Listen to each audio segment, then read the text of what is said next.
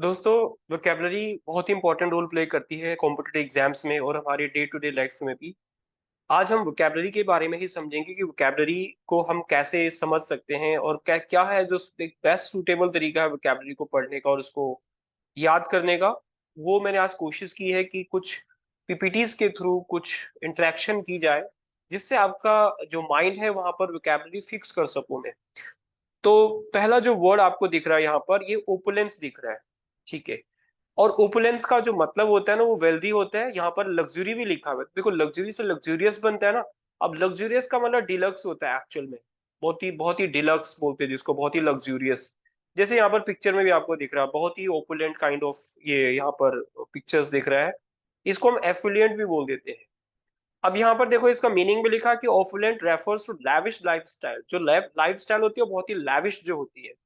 अगर वो लैविश है तो देखो यहाँ पर क्या होगा, उसको हम लग्जूरियस भी बोल सकते हैं और बहुत ही एक्सपेंसिव बोल सकते हैं। और नेक्स्ट जो वर्ड आपको दिख रहा है ना यहाँ पर, वो एफिलियंट। तो एफिलियंट का मीनिंग क्या हो रहा है? Having a lot of wealth और मनी, जिसके पास बहुत ज्यादा पैसा होता है ना, उसको बोलते हैं। तो इन शॉर्ट अगर हम समझें तो इसका मतलब क्या बन रहा है? इसका मतलब बन रहा है रिच। अब वो रिच किस तरह से है वो हमें पता लग रहा है। टेस्ट में भी रिच हो सकता है और वो रिच पैसे से भी रिच हो सकता है। वेल हील्ड लिखा हुआ है जहां पर having a lot of money, है ना। वेल हील्ड को हम एक टर्म और बोल देते हैं, इसको बोलते हैं हम वेल ऑफ। वेल ऑफ बोलते हैं ना, he belongs to well off family. Wealthy तो इसको हम बोल ही रहे हैं।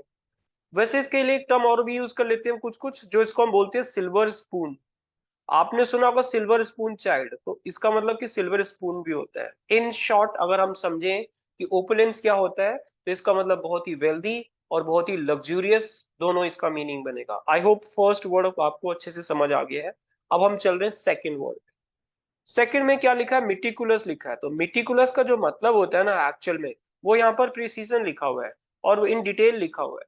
तो इसका जो मतलब होता है वो दो सेंस में बन सकता है। वैसे मिटिकुलस केयरफुल होता है। तो केयरफुल का मतलब क्या होता है? वो बहुत ही प्रिसीजन है ना। प्रिसीजन को हम क्या वर्ड बोलेंगे? इसको बोलेंगे हम पेन स्टेकिंग।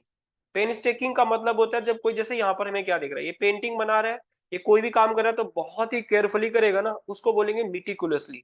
और इसको हम डिलीजेंट भी बोल रहे हैं। तो डिलीजेंट का मतलब क्या हो रहा है? वर्किंग हार्ड और केयरफुली, जो बहुत ही केयरफुली किसी काम को करता है।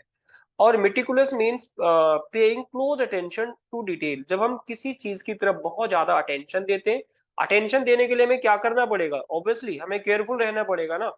तो यहाँ पर क्या हो जाएगा? केयरफुल इसका मीनिंग बन जाएगा। पेन टेकिंग मैंने बता ही दिया है कि with great care and effort जब हम किसी काम को करते हैं तो उसको बहुत ही केयरफुली और बहुत ही पेन टेकिंगली करते हैं। और पंक्टिलियस जो वर्ड है, इसका मतलब ही क्या हो गया? Very careful about detail. किसी की चीज के बारे में आप बहुत ही केयरफुल हो, बहुत ही माइन्यूट तरीके से किसी काम को कर रहे हो, उसको क्या बोलेंगे हम? पंक्टिलियस बोलेंगे। तो ये वर्ड था केयरफुल। नेक्स्ट वर्ड है, देखो, रिडेम्पशन। रिडेम्पशन मतलब रिस्टोरिंग व्हाट इज लॉस्ट। जो खो गया है उसको दोबारा से हम क्या करें? रिस्टोर कर रहे हैं। तो रिडेम्पशन का मतलब यही होता है। अब एक्चुअल में यहाँ पर एक वर्ड में लिखता हूं, इसको हम बोलते हैं अटोन। अटोन क्या होता है? अटोनमेंट करना।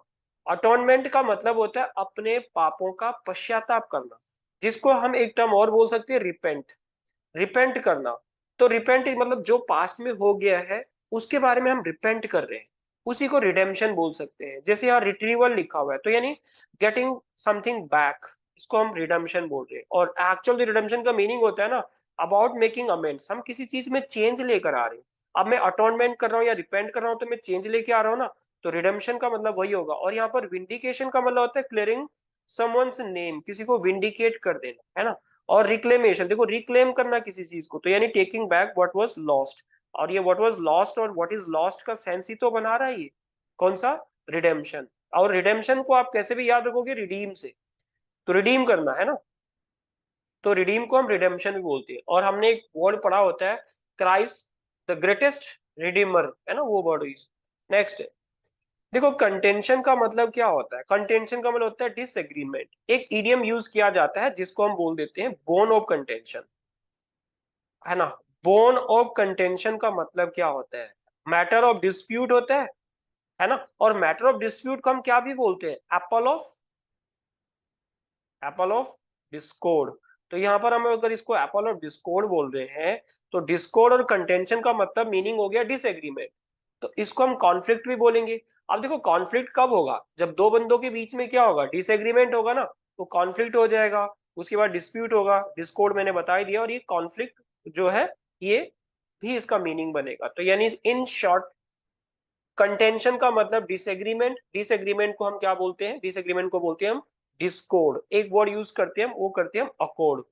अकॉर्ड का मतलब क्या होता है, एग्रीमेंट होता है, तो अकॉर्ड का अपोजिट क्या हो गया, डिस्कॉर्ड हो जाएगा। नेक्स्ट वर्ड पे चलते हैं, एस्टोनिशमेंट, यानी इसको हम क्या बोलते हैं, सरप्राइज हो जाना या वंडर हो जाना, ये एस्टोनिशमेंट होता है। अब देखो जैसे यहाँ पर बच्चा दिख रहा है, बिल्कुल ये हैरान हो गया लाइट देखकर, है ना, क्या लाइट है। Astonish is a feeling of great surprise, तो ये होता है। अमेजमेंट भी बोल देते हैं इसको हम। ग्रेट सरप्राइज और वंडर का मतलब अमेज हो जाना, और बिविल्डर भी हो जाना, जैसे ना कंफ्यूज हो जाना, डिसओरिएंटेशन हो जाना, मतलब चकरा जाना टाइप का होता है। इसको हम एक टर्म और बोल सकते हैं, बैफर्ड, बैफर्ड हो जाना, पजल हो जाना। डिसमे भी इसको बोलते हैं, feeling of disappointment and sadness type का होगा, डिसमे हो जाना, है ना, बिल्कुल निराश। ये तो थोड़ा निराश सेंस में बना रहा है, पर एक्चुअल में जो इसका मीनिंग होगा ना, वो यहाँ तक इसका एक क्लोज मीनिंग बन जाएगा, क्या, एस्टोनिशमेंट। नेक्स्ट वर्ड देखो यहाँ पर लिखा हुआ है अडेसिटी। अडेसिटी का मतलब होता है बोल्डनेस। बोल्डनेस का मतलब होता है करेज, वेलर। देखो वेलर की स्पेलिंग ये भी होती है और वेलर की स्पेलिंग भी होती है, डिपेंड करता है, ये यूके की इंग्लिश के अकॉर्डिंग होगा और ये यूएस की इंग्लिश के अकॉर्डिंग होगा। हीरोइज्म भी इसको हम बोलेंगे। तो इसका मतलब ऑडेसिटी का मतलब क्या हो गया, बोल्डनेस हो गया, करेज हो गया है। जैसे यहाँ पर ये दिखा रहा है ना, कितना बोल्ड है ये, नीचे समंदर में देखो बिल्कुल क्लिफ है ये। तो इसको हम क्या बोलेंगे, इसको बोलेंगे हम बोल्डनेस। आज की वीडियो में हम इतना ही हमने देखा था फिलहाल के लिए। आई होप आपको वीडियो पसंद आई होगी, अगर आई है तो लाइक जरूर कर देना, और चैनल को अपडेट्स के लिए, मोर अपडेट्स के लिए आप सब्सक्राइब भी कर सकते हो। बाय एवरीवन दोस्तों, हैव